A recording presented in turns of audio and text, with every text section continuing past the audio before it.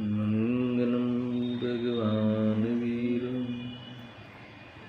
मंगलम गौतमघ्नि मंगलम कुंदाय जैन धर्मोस्तु मंगलम सर्वमंगलमांगल्यं सर्वकल्याणकारकं प्रधानं सर्वधर्म जैनं जयतु शासनं जैनं जयतु शासनं।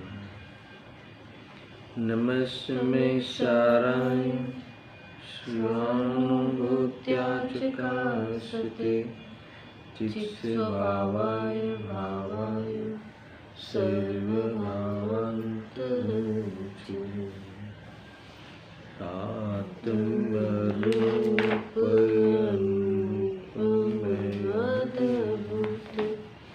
याहि लोके भवसिन्धुतरो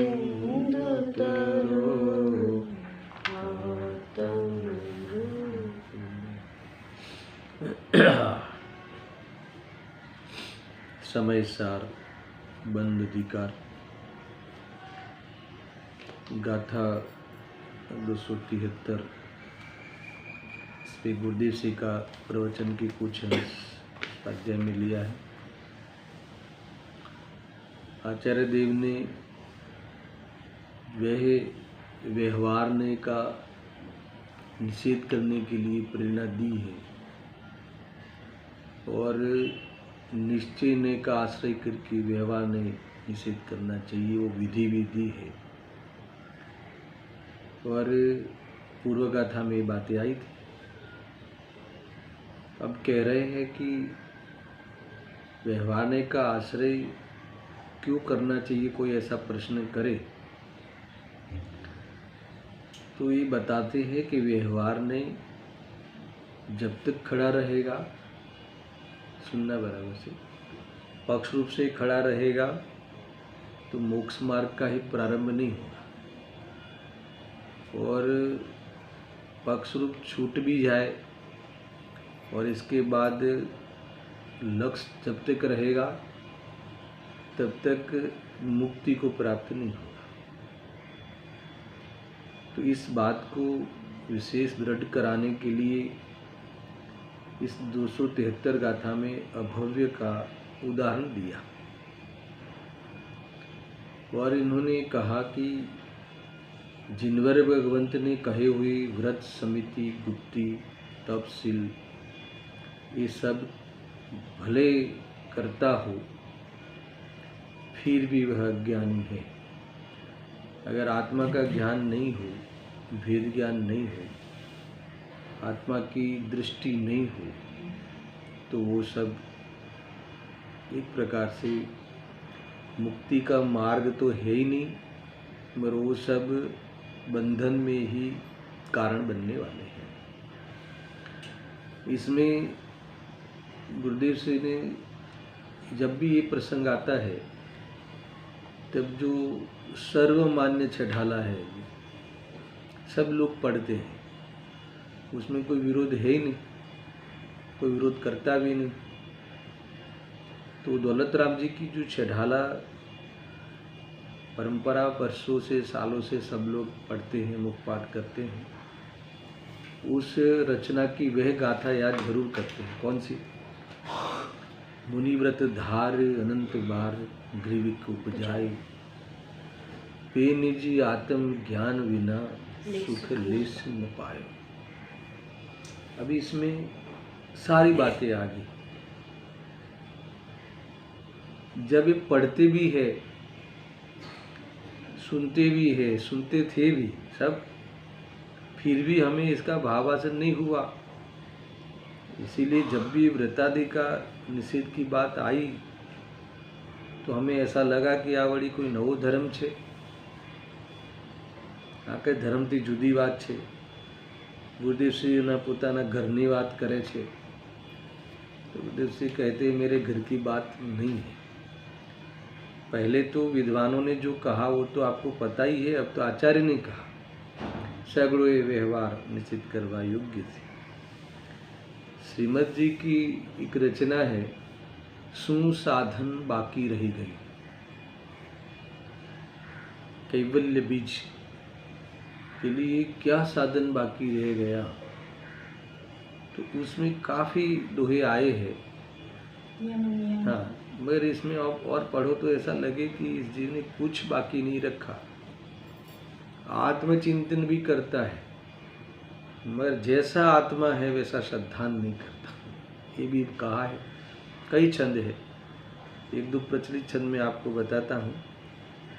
देखो, यम नियम संयम आप कियो, त्याग विराग अथाग लहो, वनवास लहो मुख मौन रहो, दृढ़ आसन पद में लगाए दियो। क्या बाकी रखा आचरण में? कई और भी लिखा है उसमें, तो और भी छंद लिखा है। कई चेष्टाएं की, एक पैर पे खड़ा रहा, ध्यान किया। सर्दियों में वहाँ पे वो नदी के किनारे, गर्मियों में शिखर की टोच पे, हाँ सब किया। ये ऐसा इतना ही नहीं, बहुत चिंतन मनन किया, आत्मा की बातें खूब करी, सभाएं लगाई, ये सब लिखा है। उनके एक और भी है दोहा, सब किया। ये तो एक हो गई आचरण की ओर से। अब इसके बाद जो गाथा आने वाली है ना, 11 अंगों पूर्व का ज्ञान होवा छता अज्ञानी छे, उसके लिए दूसरा दोहा भी उन्होंने लिखा। कौन सा? सब शास्त्रन के नय धार हिए, मत मंडन खंडन भेद लिए। सब किया, इस नहीं से ऐसा है, उस नहीं से ऐसा है, उस नहीं से उसका खंडन किया, उस नहीं से इसका खंडन होता है, सब कुछ इतनी चर्चा करी। ये कहते हैं वह साधन बार अनंत कियो, तदपि कछु हाथ हजू न पड़े। तो साधन बाकी शू रही गई, शू बाकी रही गई कि जेती करीने काम न थी। वे ए रहे ना, पे निजे आत्म ज्ञान बिना है ना सुख लेस न पाए। आत्म ज्ञान रह गया, मूल रह गया, आत्मा की अनुभूति करना रह गया, इसीलिए ये कार्य नहीं हुआ। अब इसमें इतना क्लियर है, इतना क्लियर है कि मुनि व्रत भी अनंत बार धारण किया है ना। पहले एक बार लिया था मोक्षार प्रकाशक में, मैंने बहुत चर्चा करी थी कि मुनि बन्यो छता मोक्ष केम ना गए। मेरू पर्वत जितना ढेर हो जाए इतनी पीछी हमने ग्रहण करी ली, फिर भी मोक्ष क्यों नहीं गया? मुनि वगैर मोक्ष न थी, तो मुनि तो बना में अनंत बार सर्वज्ञ भगवान की वाणी में आया, मोक्ष क्यों नहीं गया? तो क्या आत्मज्ञान, वेद ज्ञान, देह से भिन्न में चैतन्य स्वरूप हूँ ऐसा अनुभव नहीं किया, इसलिए कार्य नहीं हुआ। ये सारी बातें कई जगह पे आपको मिलेगी।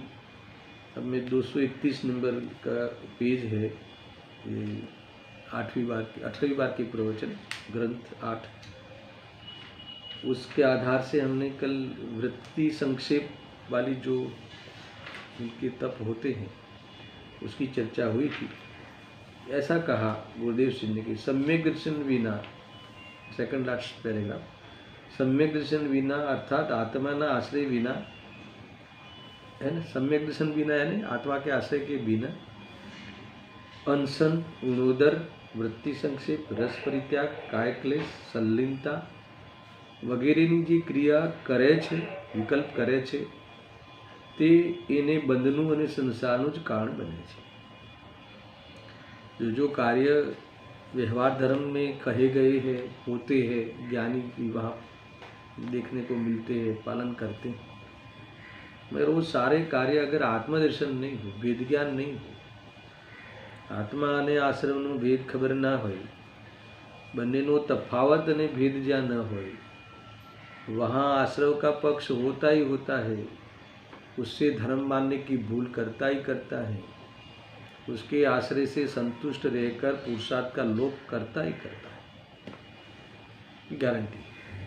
तो ये वाली बात गुरुदेव जी ने उठाई। कल वृत्ति संक्षेप वाली चर्चा बहुत की थी। अब पेज नंबर 232 पे आ जाओ और आगे चलते। अब काय क्लेश आया। वड़ी अनेक प्रकारे काय क्लेश करे, काय संबंधी बहुत ही प्रकार से उसकी मोह की मंदता के अंतर्गत होने वाले बहुत प्रवृत्ति करे,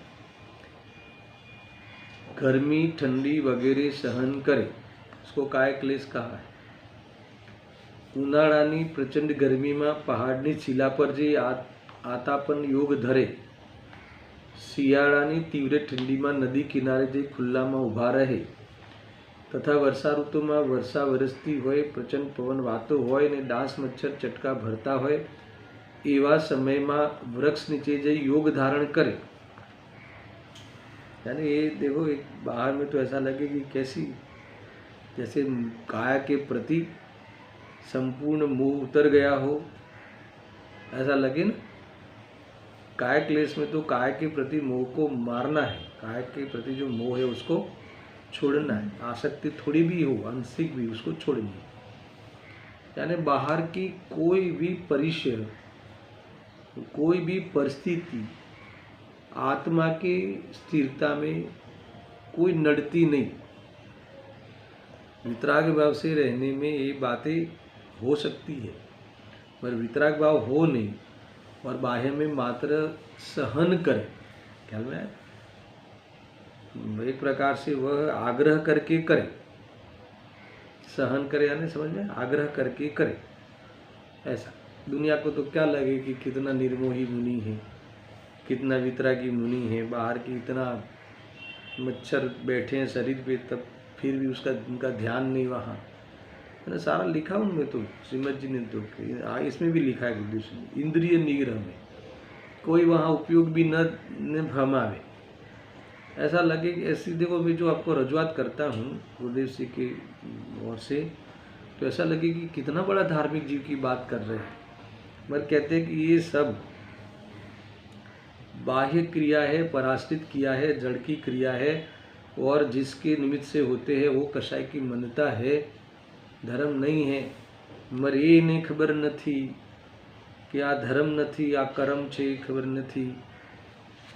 ख्याल में आवे तो आज क्रिया, आज वर्तन, आज एनु बाह्य आचरण मिथ्या चारित्र से।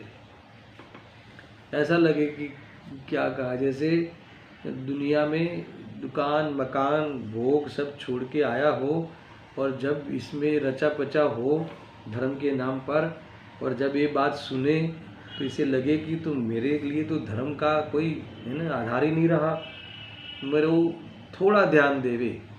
तो आचार्य देव कहते हैं कि तूने वातावरण तो बना लिया, माहौल तो बना लिया, मगर उस माहौल में जहाँ तुझे बैठना था, जहाँ तुझे आश्रय लेना था, स्वरूप में रहकर इसकी दृष्टि छोड़कर फिर वितरागी होना था, वो काम नहीं किया। यानी कुछ भी कर लो, शुभ में तो धर्म का आभास हुए बिना नहीं रहता, जिनके स्वभाव की दृष्टि न हो, जिनके स्वभाव और विभाव का ख्याल नहीं हो, तो वो शुभ भावों में, बाह्य इस प्रकार के कार्यों में धर्म का आभास किए बिना नहीं रहे। देखो, ये तो बहुत ऊंचे स्तर के आचरण की बात है। हमारे तुम्हारे जीवन के अंदर भी, हमें भी ऐसा लगता है कि मैं दुनिया से कुछ अलग हूँ, लगता है ना। तुमको भी लगेगा, घर में कोई एक व्यक्ति बहुत स्वाध्याय करता हो, बहुत ही भोजन आदि में शुद्धता, उसमें बहुत टाइट रखे प्रवृत्ति को, है ना। थोड़ा सा भी 5 मिनट ऊपर हो जाए तो भोजन छोड़ दे, तो पूरे घर में ऐसा लगे कि ये तो जैसे यहीं से मोक्ष चले जाएंगे, और दुनिया को तो भले लगे मगर खुद को ऐसा लगे कि मैं धर्म में सबसे अग्रसर हूँ। ये कहते हैं कि तू धर्म से विरुद्ध दिशा में है। अगर तूने इसको धर्म मान कर रहा है ना, उसमें धर्म का आभास तुझे हो गया है, तो तू व्यवहाराभासी मिथ्या दृष्टि है। तुझे पुण्यनी रुचि छे। क्या कहा? तुझे पुण्य की रुचि है, तुझे भोगों की वांछा है। यहाँ तक चला जाएगा ये सामान्य नहीं है। क्योंकि पुण्य की रुचि का अर्थ क्या है? पुण्य में क्या मिलता है? भोगों की सामग्री का अनुकूलता। तो तूने कहीं न कहीं ये बात वहाँ करी। कितनी जोरदार बात है, देखो गजब है। देखो लिखा है, प्रचंड पवन वातो होय ने डांस मच्छर चटका भरता होय, एवा समय में वृक्ष नीचे जे योग धारण करी वड़ी शरीरना अंगों ने इंद्रियों ने गोपावे। यह है ना इंद्रिय निग्रह। गोपावे यानी क्या करता है? सुनो यहाँ ध्यान रखना कि आँख थी कांई जुए नहीं, कान थी कांई सांभळे नहीं, जीभ थी मौन राखे, सुगंध के दुर्गंध युक्त पदार्थों में प्रीति अप्रीति न करे, तथा कठोर के सुवाड़ा स्पर्शादि में खेद के हरक करे नहीं। ये क्या किया? यानी पांचे इंद्रियों निग्रह करे। यानी पंचेंद्रिय के जो विषय है ना, जो जिसके लक्ष्य से बहुत खोटे यानी भाव भोगने के भाव होवे, तो उस विषयों का ऊपर ध्यान नहीं दे, निग्रह करे, यानी उस विषयों का लक्ष्य न करे। अभी तो बढ़िया बात है ना, वो वहाँ लक्ष्य न करे, वो हमें समझ में आ गया। फिर लक्ष्य कहाँ करता है वो नहीं मिला उसे, समझ में आया ना। वो आत्मा का लक्ष्य नहीं करता। ऊपर से इसने मेरा वहाँ ध्यान नहीं है, मेरा वहाँ ध्यान नहीं है, मैं अच्छे भाव से रह रहा हूँ, मैं बहुत ही एक प्रकार से पवित्र परिणाम पुण्य परिणाम से रह रहा हूँ, उसी का लक्ष्य है, पुण्य का लक्ष्य है। और वितराग स्वभाव की खबर न थी। वितराग स्वभाव और ये पुण्य परिणाम विभाव का भेद अंतर ख्याल नहीं है, तो उसे उस पुण्य परिणाम में धर्म का आभास जरूर होगा, और उसके कारण वह है ना संसार को बढ़ाने में कारण है। हेतु नहीं बनते, राग के अभाव का हेतु ही नहीं बने। हमारी पूजा, हमारी भक्ति, हमारे द्वारा की जाने वाली भक्ति, हमारे द्वारा किए जाने वाला स्वाध्याय है ना, हमारे राग के अभाव का हेतु न बने, निमित्त न बने, ऊपर से मान कसाय में हेतु बने, है ना, ऊपर से क्लेश में हेतु बने, तुम्हें तो कुछ आता ही नहीं। देखो हम तो कितने सालों से करते हैं, तुम्हें समझ में नहीं आता। तो ऐसा करके मान का पोषण करे और क्लेश का माहौल बनावे, तो ये तुम्हारा वही कार्य कि जो धर्म में निमित्त बनते हैं, बनाए भी जाते हैं निमित्त, मगर ये तुम्हें किस में निमित्त बन रहा है? क्लेश में। तो फिर वो क्यों बना? क्योंकि तुम्हें वो ख्याल नहीं है कि ये भाव और वितराग भाव दोनों अलग है। वितराग धर्म अलग छे, है ना।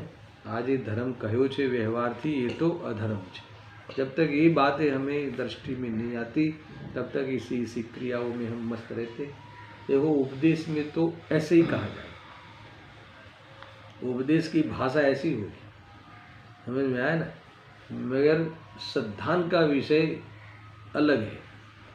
उपदेश तो ऐसा है, कहेंगे ना विश्वाध्याय करो, रात्रि भोजन का त्याग करो, अभक्ष का सेवन नहीं करो, समझ में आया ना। तो कोई कहे कि अभक्ष का सेवन नहीं करे तो फिर करे क्या?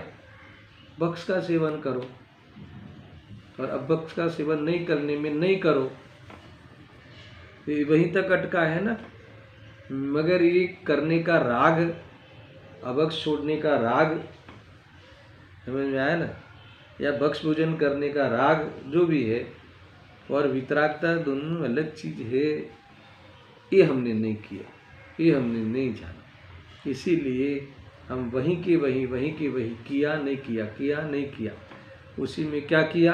कलेश किया, करने का राग किया, और क्या किया? एक शब्द में कहे तो संकीर्त मिथ्यात्व किया। नहीं समझ में आया? मिथ्यात्व किया उसका अर्थ मालूम है? अधर्म किया, पाप किया, अपने को कर्म से बांधा, अपने संसार को बढ़ाया। कैसी बात है देखो, અહીંયા કહે છે કે આ પ્રમાણે 5 ઇન્દ્રિયોનો નિગ્રહ કરે તથા અંગ ઉપાંગને સ્થિર રાખી અમુક પ્રકારના આસનો ધરે। ये कौन सा ध्यान? आँख बंद करे, समझ में आया? 5 इंद्रिय का निग्रह यानी उस तरफ ध्यान नहीं देवे, फिर ध्यान क्या करे? आँख बंद करके क्या करे? आत्मा का चिंतन करे। समझ में आया ना? देखो मैं जो कह रहा हूँ सुनने वाला भाई, आत्मा का चिंतन करे, तत्व का विचार करे। अच्छी बात है कि अच्छी बात नहीं बताओ, ये सब करना कि नहीं करना है, बात क्या है? ये करना नहीं करने वाली बात नहीं है, ये सब तो रास्ते में आएगी बातें, मगर इसको ध्यान माने। जो देखो अनेक जगह से उपयोग को हटाया, मति ज्ञान को मर्यादा में लाया, 5 इंद्रिय के विषयों में से उपयोग हटाया, वहाँ से ध्यान हटाया और आत्मा संबंधी है ना, आत्मा के गुणों संबंधी विचारों में ध्यान लगाया। तो ये कहते हैं कि आ शुभ भाव છે, આ ધ્યાન નામનું ધર્મ નથી, ધ્યાન તો શુદ્ધોપયોગ છે। समझ में आया कि नहीं? देखो ये अनुभूति के पूर्व की पर्याय में 5 लब्धियों के अंतर्गत किए जाने वाले मैं शुद्धात्मा हूँ, करण लब्धि के अंदर मैं चैतन्य स्वरूप हूँ, ऐसा जो परिणाम है वो 50वीं गाथा में कहते हैं, तो 49 या 50वीं गाथा, ये जो परिणाम है वो क्या है? कषाय का समूह है। हाँ, 29 बोल का उकरड़ा, एक कषाय का समूह मात्र है, ऐसा ऐसा बताए। होता है इस पूर्वक ही होएगा, मगर इसका अभाव पूर्वक अनुभूति होगी। पूर्व में होगा, फिर अभाव होगा, फिर अनुभूति होगी, उसी समय अनुभूति होगी। तो ये लोग लिखते अंग उपांग में स्थिर राखी, अमुक प्रकारना आसनो धरे है ना, इत्यादि संलीनता करे। तो पण અહીં કહે છે, क्या कहा? आपको लगता होगा कि बहुत शाबाशी देंगे, कहो शाबाश। यहाँ कहते नहीं, इन्हें धर्म थतो नहीं। गजबवाद भाई, अब सुनना। सुदेह ज्ञायक स्वभावी परमानंदमय तत्व पोते आत्मा छे, एक तेनो आश्रय कर्या विना आ बधी बाह्य तपनी पराश्रित रागादीनी क्रियाओं करे ते सर्व શું લખ્યું છે? તેને સંસારમાં 4 ગતિમાં રખડવા માટે જ છે।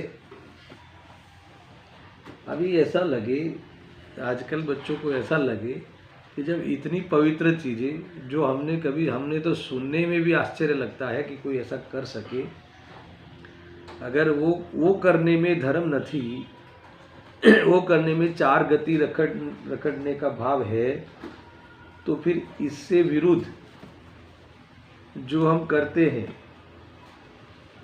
बाहर के पाप की सामग्रियों के पीछे हमारा मन लगता है, नहीं ख्याल में आया? 5 इंद्रिय के भोग की सामग्री में हमारा मन रमता है, उसी को लेकर ही हमारा जीवन है ना, जीने का हमारी कसम है ना, ये ले लूँ, ये ले लूँ, है ना, बस 1 आध साल के बाद तो ये खरीदूँ, ये गाड़ी खरीदूँ, ये फ्लैट खरीदूँ, तो वो फिर 4 गति से मुक्ति दिलाने वाला काम है क्या? अच्छा, सुख दिलाने वाला काम है क्या? अगर जब इतने धर्म, व्यवहार धर्म इस लेवल के जो अरिहंतों ने कहे हैं, अगर वो भी जब आत्मा के भान के बिना, वो भी है ना, व्यवहार धर्म तो है ही नहीं, क्योंकि आत्मा का भान नहीं है, तो मिथ्यात्व है। मिथ्यात्व से भाववासन नहीं होगा। इन्होंने कराया गुरुदेव सिंह ने, संसार में 4 गति रखड़वा माटे ज आ कार्यक्रम छे। ये तो भारी पड़े।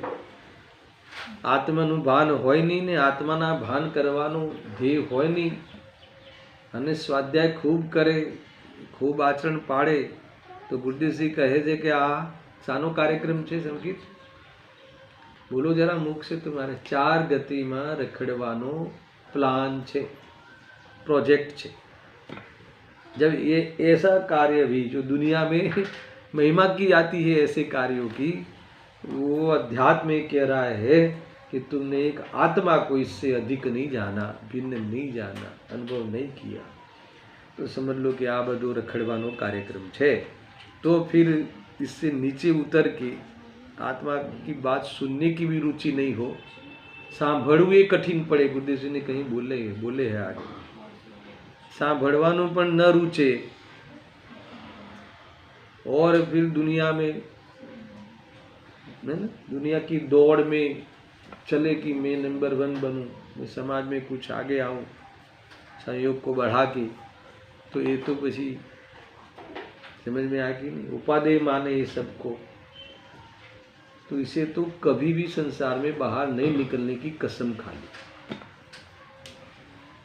सोचो सोचो, जीवन पवित्र है ना, हाई एम्बिशियस नहीं बनो, ये कह रहे, दुख का कारण होगा। दुनिया में ऐसा लगता है कि हाई एम्बिशियस क्वालिटी है,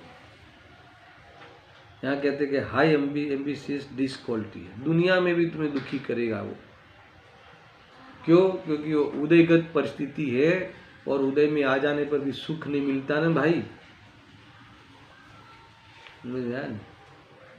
तो कितना शांत समता भाव से रहना और आत्मकल्याण करना। वो मैं तो गुरुदेव जी ने तो बहुत कुछ उस लेवल का, उस स्तर का, द्रव्यलिंगी जो बाह्य का इतना शुद्ध पाले कि आज पूरा बड़े बड़े लोग सलाम मारे, क्या नतमस्तक हो जाए, क्या गजब का आचरण है। पण कहे छे कि जो अंदर में आत्माનું ભાન ना हो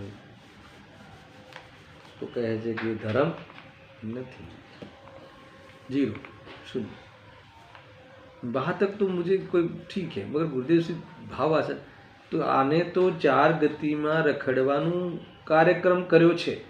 अब ये देखो, कोई माने? तुम्हें तो ऐसा लगता है कि हम तो बिजनेस पे पाप कर रहे हैं और हमारे घर में सब बड़ी इतना स्वाध्याय करते हैं, और तो ये कहते हैं कि अगर ठीक है प्रेरणा लेने के लिए ना नहीं है, मगर वो अगर वो स्वाध्याय करने वाले जीव ऐसा माने कि बीजा ने तुच्छ माने, नहीं हूँ तो स्वाध्याय करूँ छू, ख्याल हूँ तो કેટલું स्वाध्याय करूँ छू, तो आने सांभळूं छू, आ सांभळूं छू, आ सांभळूं छू, तो सुनने का व्यसन ही तो कर लिया, सांभळવાનું व्यसन छे। ऐसा है, आत्मभान के बिना ये तुम्हारा कार्यक्रम 4 गति में रखड़ने वाला। बताऊं थोड़ा सा और कहूँ?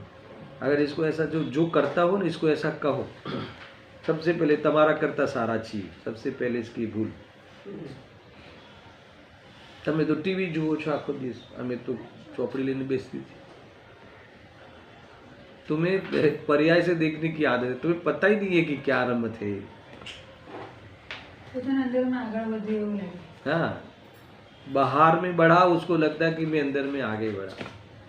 और बताऊं, फिर उसे क्या लगता है, कुछ कोई बात नहीं, जाओ नरक की, तमें हमें तो स्वर्ग में जैसु कम से कम। आ गई ना बात आखिरकार, तो स्वर्ग के कामना से ये धर्म तुम कर रहे हो, ये सुन रहे हो, बात जीरो हो गई, कुछ नहीं एकदम। वास्तव में उपकार लगता है जब ये सुनते हैं ना, गुरुदेव जी का उपकार कितनी धुलाई करी, सुनो, क्योंकि ये सब तो हमने अनंत बार किया और सहज लगता है। हमें उपवास करना भारी नहीं लगता। उपवास करना, बोलो शू करूँ छे धर्म में, 50 करोड़ आपवा छे, सरल लगता है, ले जाओ। शू करवू छे, 1 महीनानो उपवास कर देशू साहेब, 1 महीनानो उपवास, फायदो छे ने, शरीर भी स्लिम थई जशे, और समझ में आया ना, वजन भी कम हो जाएगा और धर्म का धर्म हो जाएगा। सत्यानाश, इसको सरल लगता है, अनंत बार किया है, कोई बड़ी बात नहीं है ये। फिर उसे कहे ये जो तू उपवास कर रहा है ना, वो तूने नहीं किया, ऐसा मान। तो वो भारी, क्या बात करते हो, अरे इतना उपवास करने के बाद आप कह रहे हो कि मैंने नहीं किया, मैं तो ये कह रहा हूँ कि जुलूस निकालो महाराज जी मेरा, आप आपके प्रवचन में कह देना कि ये श्रावक ने मैंने 1 महीने का कह दिया तो कर दिया, हमें तो उसी का रस है। तो ये कह रहे हैं कि तूने धर्म नहीं जाना, तूने धर्म के विरोध में खड़ा है। कैसा ऐसा लगता है? गमे ने हम कहिए कि नहीं हमारे बातों बहुत स्वाध्याय करे छे 8 कलाक तो करे तो क्यों सारू लागे, गमे ने कोई वखाण करे। देखो प्रेरणा के लिए सिर्फ कहा जाता है, मगर हमें ऐसा लगता है कि नहीं आज तो मेरा दिन सफल हो गया, 4 लोगों ने जाना कि मैं तो स्वाध्याय ही करता हूं।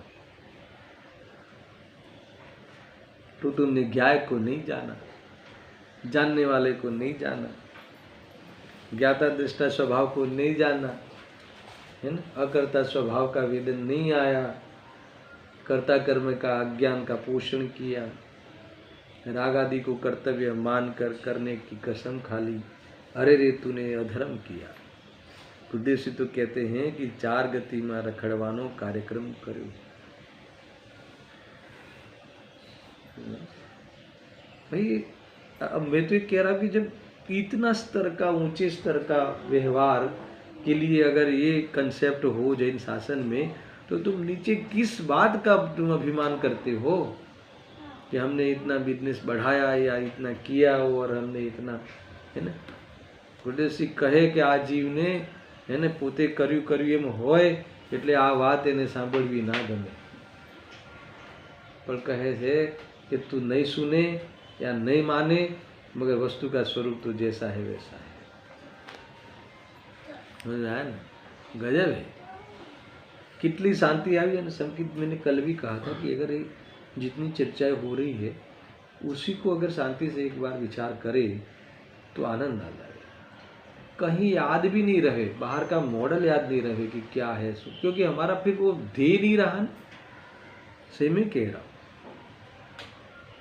देखो एक पढ़ाना पढ़ना वो अलग बात है, मगर वो ध्येय जो चीज़ है ना, पहले सीखने के लिए सारी चीज़ें आती है। हमें तो, मैं तो सही कह रहा हूँ कि हमें तो बाहर के तो मॉडल छोड़ दो, इसका ये गाड़ी का इसका ये मॉडल छोड़ दो। मैं तो ये कह रहा हूँ कि हम जब मंदिर में जाते हैं तो वहाँ भी ये वाले तीर्थंकर, ये वाले तीर्थंकर, है ना, इतना भी उपयोग प्रसरे न तो भारी पड़े, क्योंकि हमें उनके नाम से उनके चिन्ह से कोई संबंध नहीं, हमें तो उनके वितरागता से मतलब है। बाहे में भी हमें तो सीधा पोज मिल जावे वितरागता का, हाँ क्या मतलब कि ध्यानस्थ व्यवस्था है, क्या ध्यानस्थ मुद्रा है, कोई चेष्टा में कोई लकीर भी विकार नहीं। आहा, अभी वो कौन से वाले भगवान है, पहले वाले तीर्थंकर है कि भूत भविष्य की 24 में कौन से? अरे इतना ये हमें उस प्रकार का भी बाह्य कोई परिचय का, है ना, कोई हमें कोई भी प्रकार का कोई लाभदायी नहीं है ना। ये तो शुरू में जब पता ही नहीं तो सिखाते हैं कि 24 तीर्थंकर है, इनके चिन्ह है, इस चिन्ह क्यों है, क्या है, वो है, मगर मूल चिन्ह वितरागता है। भगवान का चिन्ह कौन सा है? वितरागता। ऐसा है। फिर भगवान में भेद करना, फिर वही बात हो गई ना, ये वाले ये वाले ये वाले ये वाले नहीं, ये वाले सब भगवान सामान्य, वितरागी दी, ये है। सही में कह रहा हूँ, मुझे पर्टिकुलरली मेरा विकल्प इस प्रकार से फैलता नहीं, मैं सीधा भगवान को देखता हूँ। कभी ध्यान चला जाए तो चला जाए, ना नहीं है, मगर कम जाए, क्योंकि हमारा जो प्रयोजन सत्ता है ना, वहीं से उस दृष्टि से देखे, वो हमारा वो कौन से है, वो हमारे लिए कोई प्रयोजनभूत नहीं है, कैसे है और वैसे हमें बनना है, बस। इससे ज्यादा कोई बाहर का व्यवहार है नहीं, इससे ज्यादा कोई है नहीं। कल भी कहा था मैं, गजब है। देखो ये वड़ी ते अभ्यंतर 6 प्रकारना व्यवहार तब प्रायश्चित आदि करे छे। कौन? ये अभव्यक नो दाखलो चाले छे ने, सब करता है। जो जो कहा है वो सब करता है। जिन आज्ञा में जो जो कहा है बाहर का व्यवहार में कोई कमी नहीं है, मगर दृष्टि की कमी होने से ये सब जीरो हो गया है ना। देखो ये तो बहुत प्रचलित बातें हैं ये सारी। शादी की व्यवस्था में कोई कमी नहीं रखी है ना। अच्छे से अच्छा बैंड, अच्छे से अच्छा भोजन, अच्छे से अच्छी बारात की व्यवस्था, सब कुछ रखी। समझ में आया कि नहीं? और बताऊं है ना, वर राजा भी अच्छे घर का, बहू रानी भी अच्छे घर की, और उनकी जो शादी क्या जो है ना चौरी बोलते हैं, जो भी बोलते हैं, वो भी बढ़िया से बढ़िया, सब कुछ, मंत्र पढ़ाने वाला पंडित भी बढ़िया, सब बढ़िया, मगर एक दूसरे के लिए हाँ नहीं है। कितनी बढ़िया है शादी, कितनी बढ़िया है शादी, समझ में ना, हाँ नहीं है। और एक दूसरे के बीच में हाँ है और बाहर में ये सब कम हो, फर्क नहीं पड़ता, शादी सफल है। मगर हाँ नहीं है तो शादी असफल है, फेल है। समझ में आया कि नहीं? इसीलिए बाह्य में जो भी कुछ करो सब हो, ये सब करता है, कोई भी कमी नहीं, और दृष्टि की कमी है तो सब फेल है। समझ में आया कि नहीं भाई? ये बातें हैं। देखो आगे लिखा है, वળી તે અભ્યંતર 6 પ્રકારના વ્યવહાર તપ પ્રાયશ્ચિત આદિ કરે છે। બહારમાં કોઈ દોષ લાગે તો તે એનું પ્રાયશ્ચિત લઈ ગુરુ આજ્ઞા પ્રમાણે 1 થી માંડીને 6 માસ સુધીના ઉપવાસ કરે, सब कुछ बराबर। अब सुनना, પણ એ બધું શું છે, वहाँ जीरो कर देते, निषेध। शुभराग छे भाई, अब सुनना, पहली स्थापना के शुभराग छे, वो क्या है उसका परिचय। अब निषेध, भाई चितनी अंतर शुद्धि विना ये धर्म क्या थी था, फिनिश न था। चितनी अंतर शुद्धि यानी अंदर में चित्त में वितरागता, वितराग भाव प्रकट नहीं हो, मन स्थिर नहीं हो, स्वरूप को है ना श्रद्धान ज्ञान पूर्वक स्थिर नहीं हो, तो फिर ये सारी बाह्य के कायाकलाप है ना, काया क्लेश, ये सब શું થઈ ગયું, 4 ગતિમાં રખડવાનો કાર્યક્રમ છે। એ बहुत भारी शब्द લઈ दिया। 4 ગતિમાં રખડવા માટે જ છે આ બધું એમ। દેવો વળી સાચા દેવગુરુ શાસ્ત્રનો સર્વજ્ઞ વિતરાગ શ્રી હરિયન દેવ નિર્ગ્રંથ નગ્ન દિગંબર મુનિરાજ અને ભગવાન શ્રી જીનેશ્વર દેવે કહેલા શાસ્ત્રોનો સુનના विनय बहुमान घणो करे। बाहर में जो भी है ना माथे सर पे रखे बड़ी बड़ी जिनवाणी, करोड़ों रुपया का है ना बोली लेकर, जैसा भी हो न्योछावर करे, बड़ी राशि वर चढ़ावा लेवे, सब कुछ करे, छता ये परद्रव्यनु जो विनय है तो लोग, ये तो ग्रस्त के लिए कहा, मुनिराज के लिए तो पूरा विनय करे। ये कहा ना, बहुत शास्त्रों का अर्थ बराबर करे, समय सर ये सारा जो है वो उसका आश्रय में दिखे। मगर ये कहते हैं वही विनय बहुमान है बाह्य में, पण ये बधो परद्रव्यनो विनय छे, तुरंत शुभ भाव छे, धर्म नहीं। हर पैराग्राफ की अंत में पंक्ति पहले ऐसा वर्णन करे तो लगे कि अपने को महान कोई व्यक्ति का परिचय करा रहे हैं, फिर कहे कि आ बधु शुभराग छे, धर्म नहीं। ऐसा है, ऐसा है। पर श्रीमद में आवे छे ने ते विनय मोक्ष नो दरवाजो छे, एम आवे छे ने। गुरुदेव जी कहते कि तुम्हें अर्थ पता नहीं, सुनो अब। हाँ, पण ये आ विनय नहीं, ये आ विनय नहीं, खाली देव गुरुनी वैयावृत्ति ने भगवान जय जयकार, दर्शन, प्रदक्षिणा बराबर, बिना भूल के सारे कार्य, बिना दोष के सबकी, तो ये कोई विनय नहीं। तो कयो विनय? सुनो भाई, ये तो निर्मल आनंदनो नाथ पोते एक गायक स्वभावी स्वरूपे अंदर सदा विराजी रह्यो छे, तेनो आदर, तेनो सत्कार करे ते सत्यार्थ विनय छे अने ते मोक्षनो दरवाजो छे।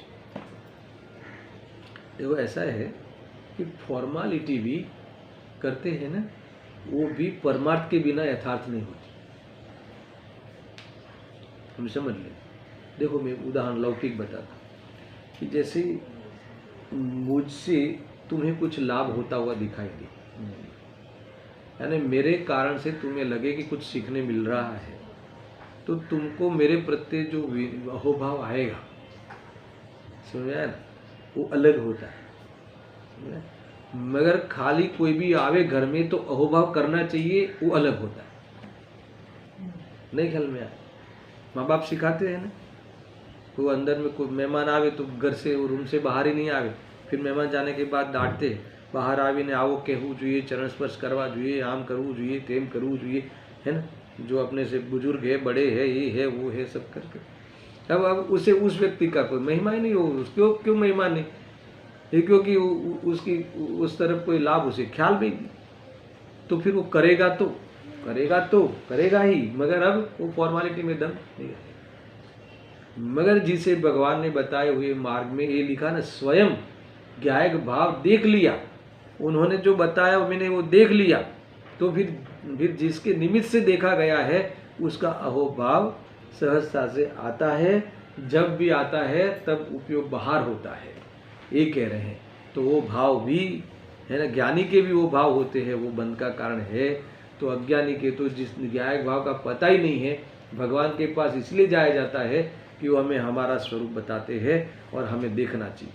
हम हमारा स्वरूप देखे तब भगवान की महिमा हुई सच्ची। तो ये तो कौन सी महिमा, मैंने कल भी कहा था, वो नैरोबी के प्रवचन में भी मैंने कहा था कि अगर हमारा आज्ञायक देखने का प्रयोजन नहीं हो, हमें अपना अनुभव करने का प्रयोजन नहीं हो, हमें वितराग बनने का प्रयोजन नहीं हो, तो फिर वितरागियों के दरवाजे पे जाने का क्या उद्देश्य होगा, उसका क्या एम होगा, उसके पीछे जाने का उसका क्या दिमाग काम करता होगा, क्या अभिप्राय होगा, बताओ। जब क्योंकि वितरागियों के दर पे, वितरागियों के घर पे, वितरागियों के शरण में जाने के कर तो यही है कि वितरागी बनो। अब फिर भी हमें वितरागी तो बनना नहीं है, हमें वितरागता पसंद नहीं है, फिर वितरागियों के हैं पुण्य पसंद है, वही है। तो फिर वितरागियों के चरण में जाने का क्या अर्थ, क्यों जाता होगा, इसके पीछे उसका क्या राज है, वो एक बार ढूंढ लेना क्या राज है, बताना मुझे, क्यों जाते हैं। ग्रहित मिथ्यात्व निकलेगा, ग्रहित मिथ्यात्व निकलेगा, है ना। भगवान के दर्शन करने से मेरा तो ये अच्छा हो गया, वो अच्छा हो गया, वो अच्छा, वही होगा और क्या होगा, ऐसा है। देखो, जुआ वितरागी परमेश्वर लिखा, देखो और पढ़ते हैं। हाँ, सत्यार्थ विनय છે ને તે મોક્ષનો દરવાજો છે, એ ને આપના આત્મા કા અનુભવ, પણ સ્વ સ્વરૂપના આદર રહિત કોઈ દેશ ગુરુ શાસ્ત્રની ગમે તેટલી અનંતી ભક્તિ કરે, હા ને, તોય તેનાથી મોક્ષ માર્ગ થાય નહીં। आत्मानी अनुभूति करे तो आत्मा की अनुभूति से ही मोक्ष होवे, तब भी भगवान की भक्ति से नहीं होता। पर भगवान की भक्ति आवे बीच में इतना सा, मगर कोई मात्र भगवान की भक्ति ही बीच में लावे और आत्मा की अनुभूति खबर ही नहीं हो, तो वो मोक्ष का तो कभी दरवाजा नहीं खुलने वाला है। खुलने वाला नहीं, इतना नहीं, बंद हो गया, बंद हो गया। क्या, मोक्ष का दरवाजा बंद हो गया। गजब की बात है। देखो कहाँ से कहाँ क्या क्या बात आती। जो आ वितराग परमेश्वर भगवान जिनेश्वरे कहेला शील तपने અભવ્ય જીવ પરિપૂર્ણ પાડે છે, એની વાત ચાલે છે। સર્વજ્ઞએ કહેલા દેવગુરુ શાસ્ત્રના ભક્તિ વિનય અભવ્ય જીવ બહારથી બરાબર રીતે પાડે છે, પણ એ બધું એકાંતે પરાશ્રિત રાગનું પરિણમન હોવાથી તેને એનાથી ધર્મ થતો નથી। વળી કોઈ ગ્લાન શ્રમિત નિર્ગ્રંથ મુનિવર હોય, તેની વૈયાવૃત્તિ સેવા કરે તો એ પરાશ્રિત રાગ તેને कोई गुण करतो नहीं। है ना, सारे आत्मा के अनुभव के बिना बाह्य के छिलका कोई काम में नहीं आता। समझ में आया? ऐसा ही है। देखो शास्त्र के स्वाध्याय के लिए भी अब एक स्वाध्याय नाम का तप है, एक स्पेशल गाथा आने वाली है इनके लिए। तो फिर भी यहाँ तप में स्वाध्याय तप है ना, सुन ते शास्त्रનો સ્વાધ્યાય કરે, 11 અંગને 9 પૂર્વ સુધીનું શ્રુત કંઠસ્થ હોય તે પાણીના પૂરની પેઠે બોલી જાય એમ સ્વાધ્યાય કરે, પણ એ બધા વિકલ્પ રાગ છે, વ્યવહાર છે, બંધનું કારણ છે। આ ગયા જીરો। સ્વસ્વરૂપના આશ્રય વિના, અંતરદૃષ્ટિ કર્યા વિના શાસ્ત્ર પણ શું કરે, સ્વાધ્યાય શું કરે, શું કરે શાસ્ત્ર? સ્વાધ્યાય તમારા માટે શું કરે? કંઈ ના। आत्मदृष्टि करे तो हो, बाकी स्वाध्याय कुछ नहीं करता। स्वाध्याय क्रियाकांड छे। बीच में मैंने कहा था कि क्रियाकांड ये बाह्य में जो ये क्रियाएं करे ना उपवास आदि, उनको तो हम क्रियाकांडी कहते हैं, और स्वाध्याय करे वो उसको हम धर्म कहते हैं कि नहीं, वो स्वाध्याय भी क्रिया ही है, वो क्रियाकांड ही है। ज्ञानी एक स्वाध्याय करते हुए उसे क्रियाकांड मानते हैं, समझ में आया ना। और जो राग की वितरागता की क्रिया है उसे धर्म मानते हैं, ऐसा है। गजब भाई सुनो, अहो स्वस्वरूप ना आश्रय विना अंतर्दृष्टि કર્યા વિના શાસ્ત્રે પણ શું કરે? અહો સમ્યક દર્શન શું ચીજ છે એની લોકોને ખબર નથી। આ બહારથી ત્યાગ કર્યો ને લુગડા છોડ્યા ને નગ્નપણું થયું ને પંચ મહાવ્રત આદિ પાડ્યા એટલે માને કે ધર્મ થઈ ગયો, પણ ધૂળે ધર્મ નથી। સાંભળને ભાઈ, ગુરુદેવજી સાંભળને, સુન તો સહી, કોઈ ધર્મ નથી। કેટલી કરુણા છલકતી है, કાંઈ નથી। જ્યાં સુધી આનંદનો નાથ એક જ્ઞાયક સ્વભાવમય પ્રભુ આત્માનો આશ્રય કરે નહીં, ત્યાં સુધી જેટલો કોઈ પરાશ્રિત વ્યવહાર ક્રિયાકાંડ કરે તે સર્વ બંધનું संसारનું જ કારણ છે। कई बहुत बातें हैं भाई, समय तो होने लगा है, 2-3 पेज है, कल पढ़ेंगे, समझ में आया ना, शांति से छोड़ेंगे नहीं, पढ़ेंगे, इसमें क्या है। क्योंकि इन्होंने व्रतशील संयम तप जो पूरी प्रोसेस बताई, इसकी स्थापना करी, उसका विस्तार किया, फिर करके कहते हैं कि आ धर्म नहीं, अशुभ राग छे, धर्म नहीं, आत्मा की दृष्टि करना धर्म है, स्वरूप में रहना वही जीवन है, वही वास्तव में ज्ञानी का स्वरूप है। अगर वो नहीं करता और खाली यही करता है कोई, तो ये सब 4 गति में रखड़वानो कार्यक्रम है। इस बात को लेकर ये सारा विषय और भी पढ़ेंगे। आप लोगों को शायद ये समिति क्या है, ये गुप्ती क्या है, तो पता नहीं होगा, तो इससे और पता चल जाएगा। वो समितियों का वर्णन किया, गुप्तियों का वर्णन किया, फिर वापस कहते हैं निषेध। स्थापना करते हैं फिर निषेध करते हैं। स्थापना क्यों करते हैं कि होता है, निषेध क्यों करते हैं कि होता नहीं। क्या नहीं होता? उससे धर्म होता है ना, वो वहाँ होता जरूर है पर उससे धर्म नहीं होता, इसीलिए निषेध करते हैं। पर किससे धर्म करते हैं? लास्ट है, किससे धर्म करते हैं? वितराग स्वभाव के आश्रय से इसका निषेध करते हैं। समझ में आया ना, वितराग स्वभाव का आश्रय के बिना अगर इसका निषेध करोगे तो पापों में चले जाओगे, स्वच्छंद हो जाओगे।